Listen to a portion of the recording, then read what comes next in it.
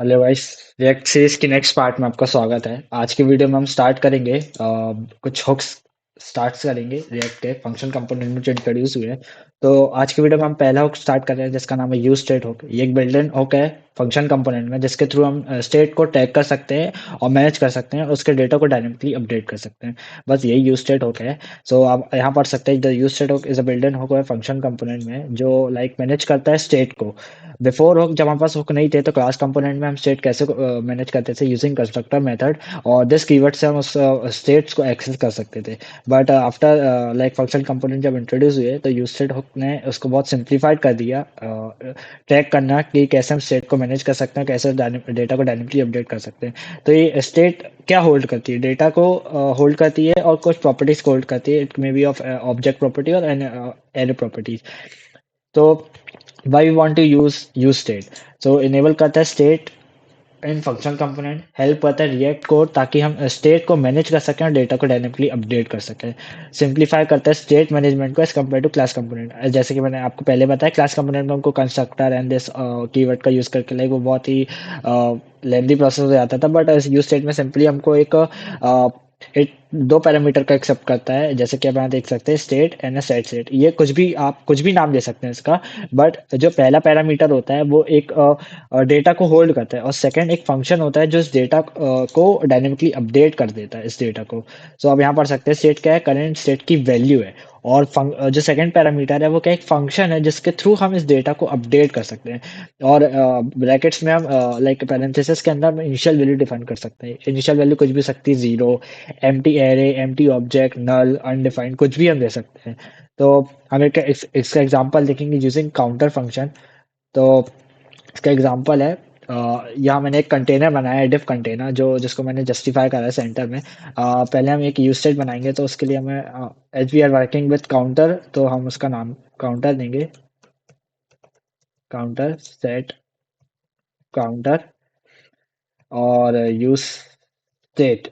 जैसा आप यहाँ लिखेंगे ये ऊपर इंपोर्ट हो जाएगा। जैसे देखिए यूज स्टेट इंपोर्ट हो गया है। हम उसकी इनिशियल वैल्यू, काउंटर की इनिशियल वैल्यू हम क्या देंगे, जैसे कि आप यहाँ देखते हैं return a stateful value and a function to update है। ये एक वैल्यू है जो उस लाइक ये होल्ड कर रही है इनिशियल वैल्यू को।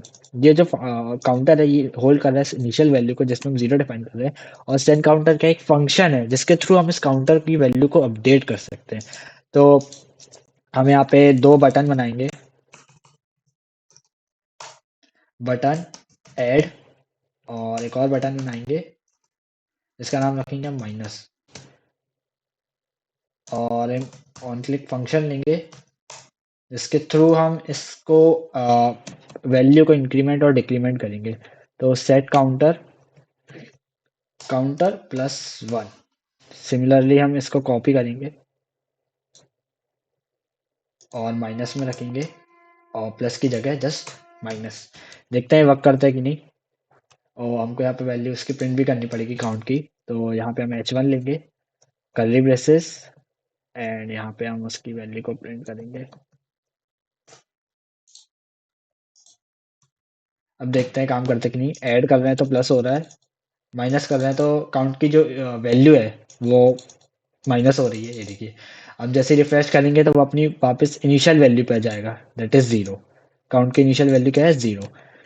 हम इसको और सिंप्लीफाइड कर सकते हैं, जैसे कि हम इसमें देख रहे हैं, हम माइनस पे जाते हैं तो माइनस की वैल्यू की जो है वहां पे जा रहा है, minus one, minus two, minus three करके।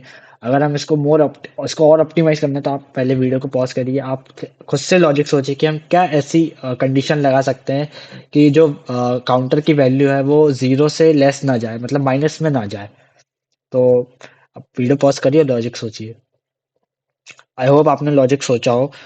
लॉजिक कुछ नहीं है, बस हमको यहाँ पे कंडीशन लेना है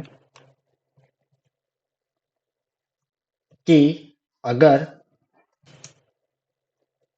काउंटर की वैल्यू जीरो से बड़ी है तो करो काउंटर माइनस वन, एल्स हमको दिखाओ जीरो। बस यही लॉजिक था। अब हम देखें और हम इसको रिफ्रेश करें, प्लस कर रहे हैं तो वैल्यू इंक्रीमेंट हो रही है, लेकिन माइनस कर रहे हैं, माइनस में देखते हैं जीरो से नीचे जाता है कि नहीं। ये देखिए, मैं आपके सामने क्लिक कर रहा हूँ लेकिन ये वीडियो जीरो के नीचे नहीं जा रहा है। तो यही है, अगर आपको ये समझ में नहीं आया मैंने क्या कंडीशन लगाई है तो आपको जावास्क्रिप्ट के बेसिक्स करने की ज़रूरत है। तो ये टर्नरी ऑपरेटर है, अगर ये कंडीशन ट्रू होती है तो ये रन होता है, अगर कंडीशन फॉल्स होती है तो ये दिखाता है। बस यही था यूज स्टेट। स्टेट को ट्रैक करने के लिए, किसी भी कंपोनेंट की स्टेट को ट्रैक करने के लिए हम यूज स्टेट हुक का यूज़ कर सकते हैं। आप यहाँ मल्टीपल यूज स्टेट ले सकते हैं और आपका होमवर्क ये है कि आप इसी का जैसे मैंने इंक्रीमेंट और डिक्रीमेंट का बनाया, आप इसी का ऑड इवन बनाइए। लाइक ऐड ऑड पे दबाऊंगा तो ऑड वैल्यूज आनी चाहिए, इवन पे दबाऊंगा इवन आनी चाहिए। आप उसमें मल्टीपल स्टेट ले सकते हैं, ऑड की अलग, इवन की अलग।